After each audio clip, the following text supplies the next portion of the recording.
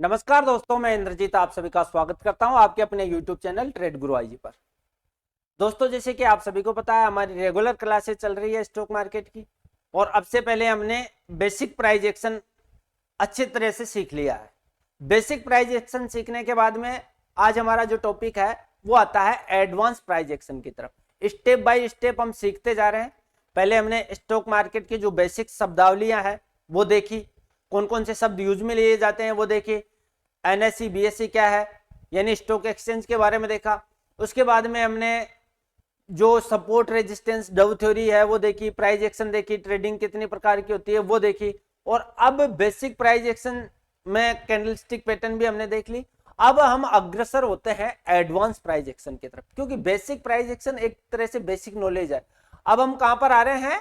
Advance price action की तरफ आ गए हैं।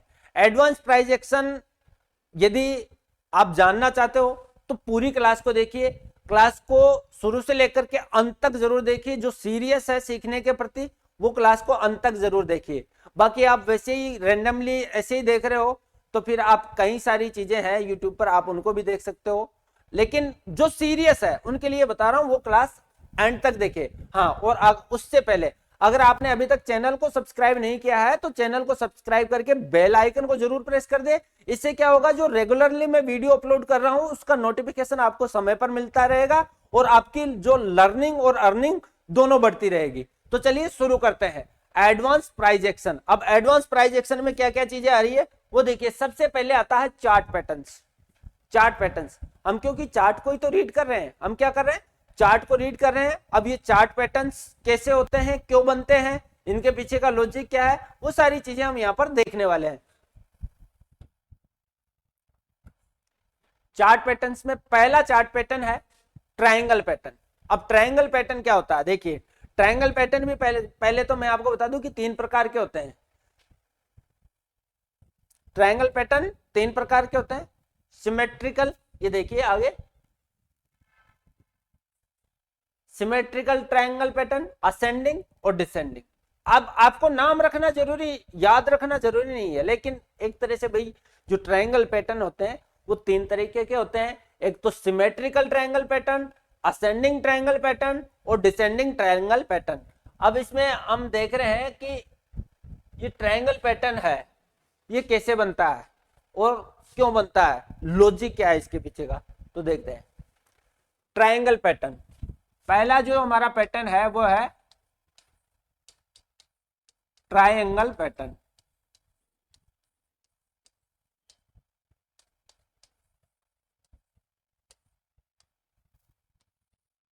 ट्रायंगल पैटर्न कैसे बनता है कि इस प्रकार दो हम ट्रेंड लाइन खींचते हैं, दो ट्रेंड लाइन खींचते हैं और प्राइस इन ट्रेंड लाइन के बीच में, प्राइस इन दोनों ट्रेंड लाइन के बीच में फंसी हुई रहती है। यानी कि एक त्रिभुज जैसी आकृति में प्राइस फंसी हुई रहती है। एक त्रिभुज जैसी आकृति में प्राइस फंसी हुई रहती है। बीच में बायर और सेलर है, उनके बीच में प्रॉपर फाइट होती रहती है।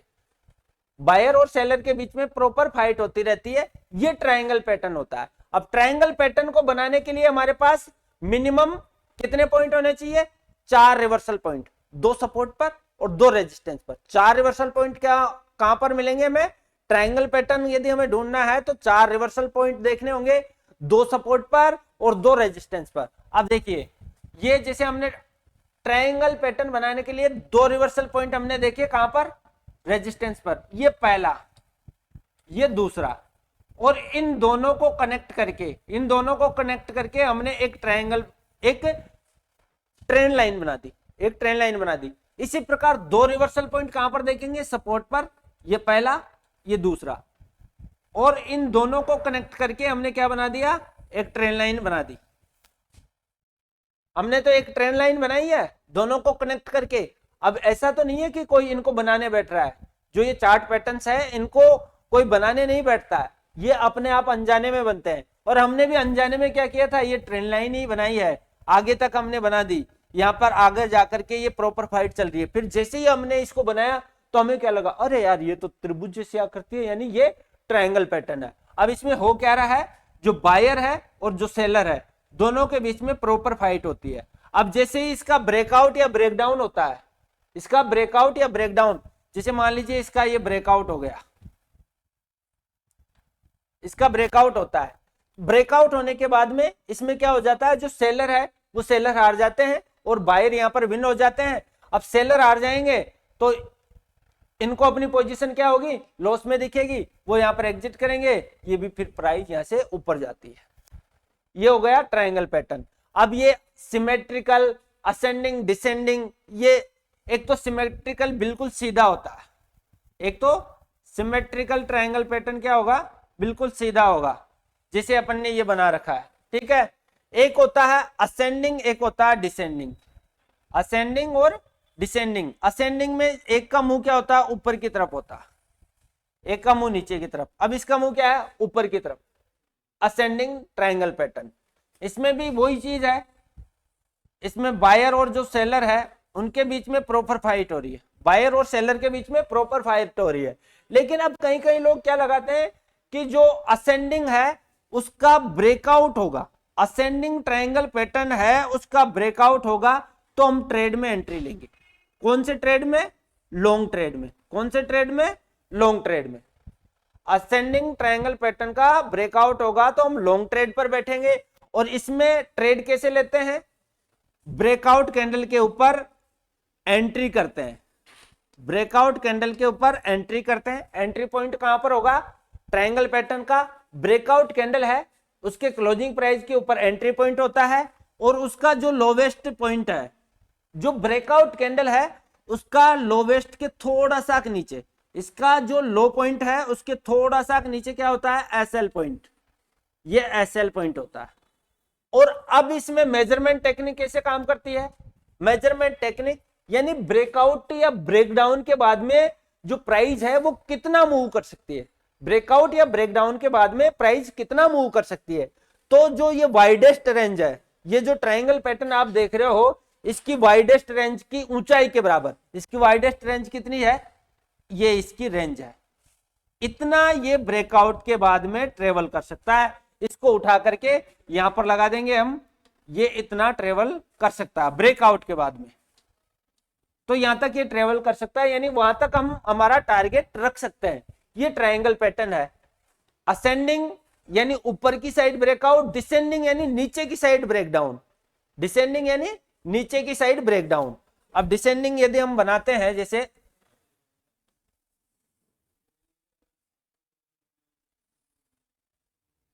ये एक ऐसा होता है, एक ऐसा असेंडिंग डिसेंडिंग। एक बार आगे देखते हैं,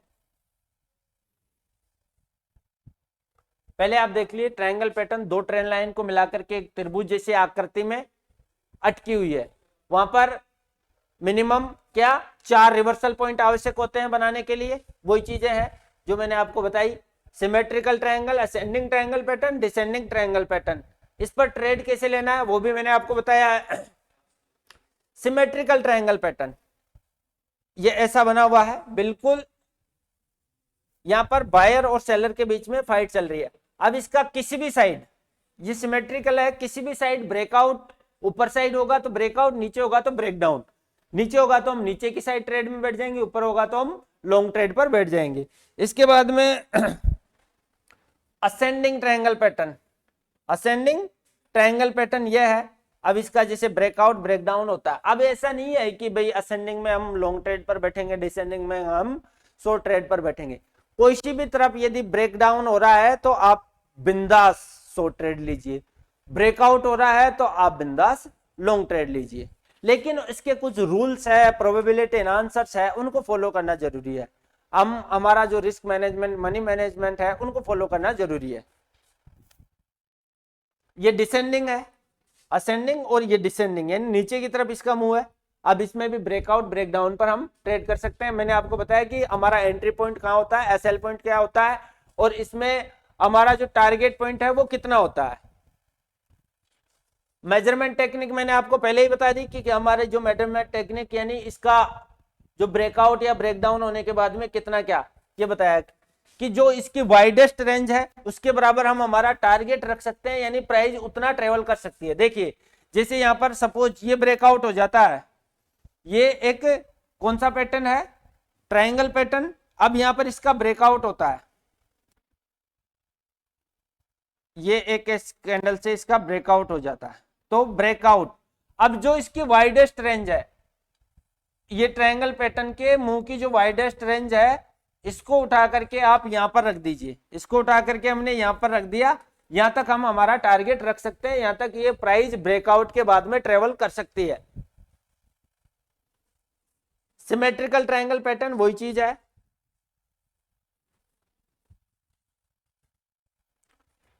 ये था हमारा ट्रायंगल पैटर्न, यानी ट्रायंगल पैटर्न में हमने देखा कि ट्रायंगल पैटर्न कैसे बनते हैं, उसके पीछे का लॉजिक क्या है, यानी बायर और सेलर के बीच में प्रॉपर फाइट हो रही है, उस कारण वो बन रहा है। बायर और सेलर के बीच में प्रॉपर फाइट हो रही है, उस कारण ट्रायंगल पैटर्न बन रहा है। कोई मिलजुल करके बनाने वाला नहीं है कि जैसे कि मैंने दोस्तों को फोन किया, अरे चलो आ जाइए, आज हम रिलायंस इंडस्ट्रीज में ट्रायंगल पैटर्न बनाते हैं। फिर आप फोन करोगे, अरे सुन आज हम क्या करते हैं, HDFC बैंक में ट्रायंगल पैटर्न। ऐसा नहीं होता, ये अनजाने में बनते हैं, चार्ट पर ये अनजाने में बनते हैं।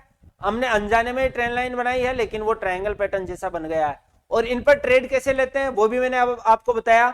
ब्रेकआउट या ब्रेकडाउन पर ट्रेड लेते हैं, कहां पर हमारा एंट्री पॉइंट होगा, कहां पर हमारा SL पॉइंट होगा, वो सारी चीजें मैंने इसमें कवर की। अब आपके लिए क्या होमवर्क है, आज का होमवर्क ट्रायंगल पैटर्न।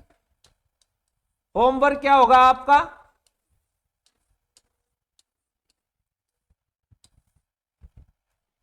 सबसे पहले आपको जाना है अडानी एंट में,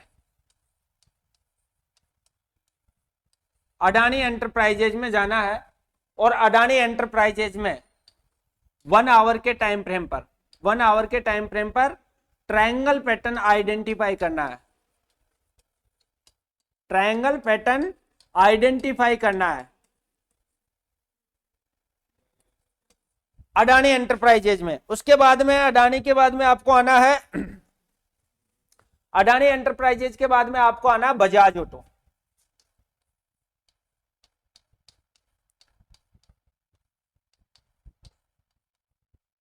बजाज ऑटो के चार्ट पर जाना है, और आपको इसमें